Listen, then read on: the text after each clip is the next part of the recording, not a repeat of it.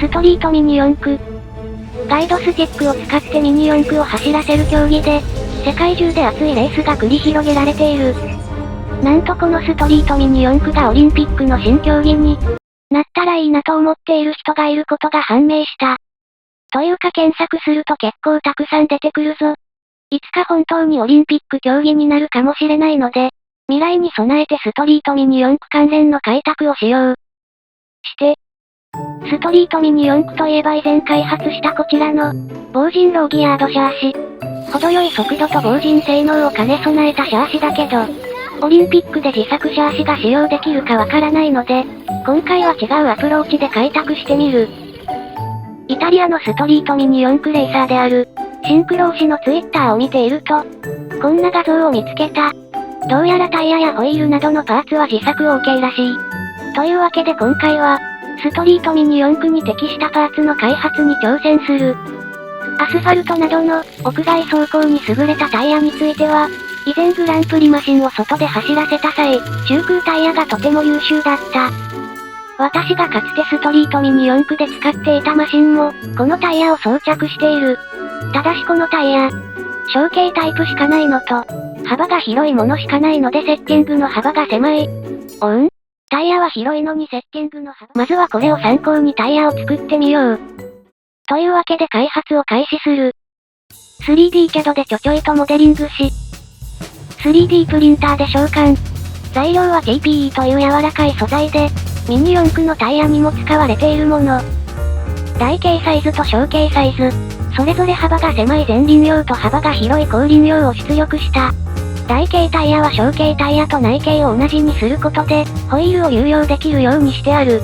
タイヤ部分が厚いので変形白が稼げる利点も。ただし無茶な造形なので前面が塞ぎきれていない。厚さ約 0.5 ミリの中空構造なので、触ってみるとふわふわでとても柔らかい。これは期待できるぞ。テスト車両はノーマルのネオトライダガー PMC。ただしこのままでは大径タイヤが付けられないので、大径タイヤに、紙やすりを巻いて、削る。古くから伝わるボディ加工方法。良い感じに削れた。パッと見わからんけどこれで加工終了。せっかくなので塗装もしてみた。次はシール。どっちにするか迷うけど、ノーマル感を出したいので、今回はこちらを選択。これで完成かと思いきや。なんか思いっきり剥がれてきたぞ。シールが劣化してたのか？こんな時は、クリア塗装でコーティング。相手の艶消しでマットな仕上がりにしてみた。シャーシに搭載すればテストマシンの完成。ノーマルのフルカウルミニ四駆って良いよね。テスト走行。早速外で走らせてみよう。ガイドスティックは愛用のクイックルワイパー。突貫で簡単なコースを作ってみた。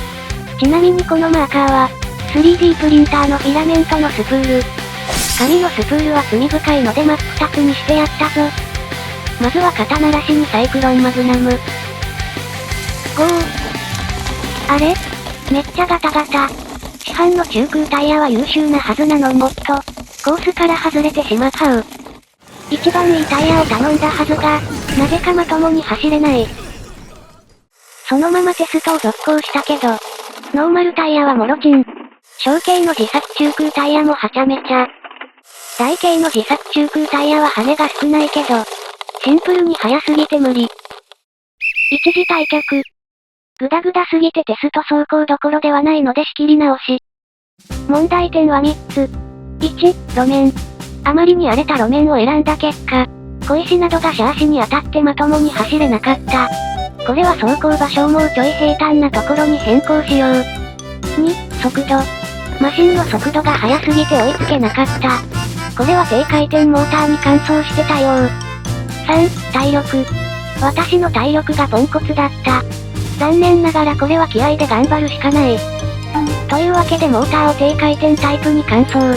ついでに軸受けからイオンが出ていたので、贅沢にボールベアリングに変更。ラバーシールは防塵性が高いから大丈夫。リトライ。平坦なアスファルトで再挑戦。まずはノーマルタイヤから。これくらいの速度なら楽に走れるぞ。先ほどはコースを作ったけど、画角的にどこ走ってるかわからんので自由に走ってみる。遅くなったのと路面コンディションが良くなったからか、ノーマルタイヤでも普通に走れてしまっている。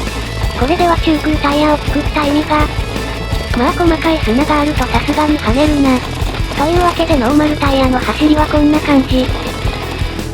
次は自作の小径中空タイヤ。おお、これは違いがわかりにくいやつだ。しかし走行音が微妙に変わっているな。ノーマルタイヤに比べて、カタカタ音が減って滑らかな音になった。ただし車高は同じなので、小石などで弾かれるのはあまり変わらない。砂があるところは、ここは明らかに良くなっている。最後は自作の台形中空タイヤ。タイヤが大きくなった分速くなったけど、低回転モーターと相殺して程よい感じになった。安定性はかなり上がっていて、砂があっても難なく走れている。やはり地上高が上がると弾かれにくくなるな。もしかしてこの速度ならさっきの路面でも走れる？というわけで荒れた路面リベンジ。なるほど。速度が下がって走れるようになったものの、路面の衝撃を吸収しきれていないので、マシンがカタカタ振動している。タイヤを中空にしたことで柔らかくなったけど、サイドボール部分は柔軟性が低く、路面の衝撃や振動がマシンに伝わってしまう。サイドボールをなくせば良いのでは？以前オフロードでレースをした際に、庭からしが作っていたエアレスタイヤ。あれに正気がある気がする。と思っていくつか試作してみたのだけど、思ったよりふわふわ感が少ないし、材料の糸引きが多くて汚くなってしまう。例えるならば通常の材料はこんな感じ。引き込みをしてノズルを移動しても、シームと呼ばれる跡が残る程度なのだけど、今回使っている TPE のような柔らかい素材は、ノズルが移動する際に垂れてしまい造形が荒れやすい。引き込まなければ良いのでは？以前紹介した 3D プリントにおける黒魔術、スパイラルモードを使えば、材料を引き込まずに造形できる。と言っても今回のような形状は、単純にスパイラルモードで出力すれば良いわけではない。ノズルの経路等を考慮して設計しないと、こんな風に形状が破綻してしまう。納得がいく形状や硬さを実現すべく、試作を繰り返すこと100回以上。これらの試作品の中から選ばれたのは、あやたかこちらの4種類。エアレスの小径タイヤと、エアレスの台形タイヤ。そしてこちらもエアレスの小径なのだけど、厚さ 4.5mm の超ナロータイプ。こんな感じで何個か並べて装着する想定。薄いので左右の踏ん張りが効かないけど、ガイドスティックとローラーで曲がるので、タイヤの横方向の踏ん張りはいらない説。最後は同じく超ナローの台形タイプ。これら4種のタイヤをテストするのだけど、毎回タイヤを付け外しするのが結構面倒なので、こんなものを作ってみた。このホイール、軸部分が別パーツになっていて、ネジのような形状になっている。軸をマシンに装着しておけば、外側は簡単に交換できるという算段。さらに軸の内部にゴムチューブを仕込み、そこにシャフトを差し込む設計なので、緩くなって抜けちゃう事故が起こりにくい。